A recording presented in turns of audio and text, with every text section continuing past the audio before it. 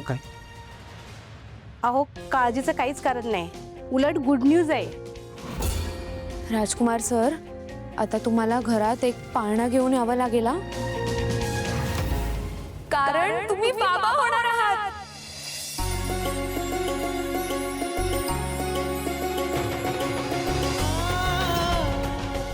मी जाऊ भेटायला तिला? प्रॉब्लेम नाही आहे ना काही? हो हो भेटू शकता. मी मी मी येते.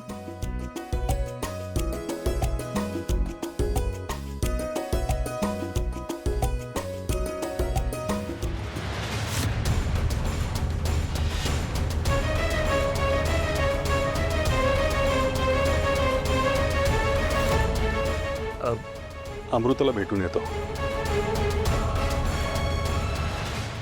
बाबांनी मला खरंच गाताना बघितलं असेल का, की मला चुकीचं असं वाटतंय? नाही, पण एक क्षण का असे ना आमची नजरानजर झाली होती. मग ते काही बोलत का नाहीयेत?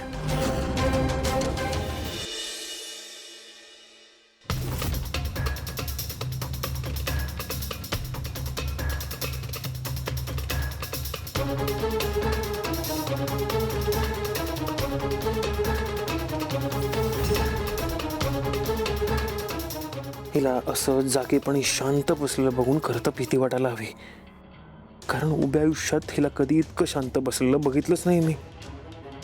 पण ठीक आहे, जरा बरं वाटलं.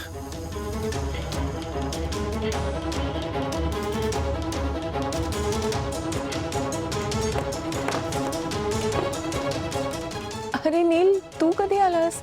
आणि मला कळलंच नाही तू आलेला ते. आय एम सॉरी फॉर दिस. नाही, इट्स ओके, पण कधी आलास? मी मी आत्ताच आलो. पण ऐश्वर्या, तू किती छान दिसत होतीस शांत बसलेली. खूप वर्षांनी मी तुला एवढं शांत बसलेलं बघितलंय.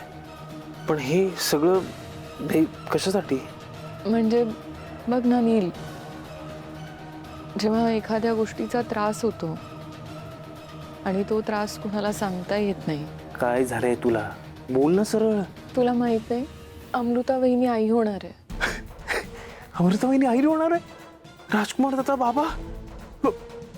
मग पण ह्याच्यात तुला कसला त्रास?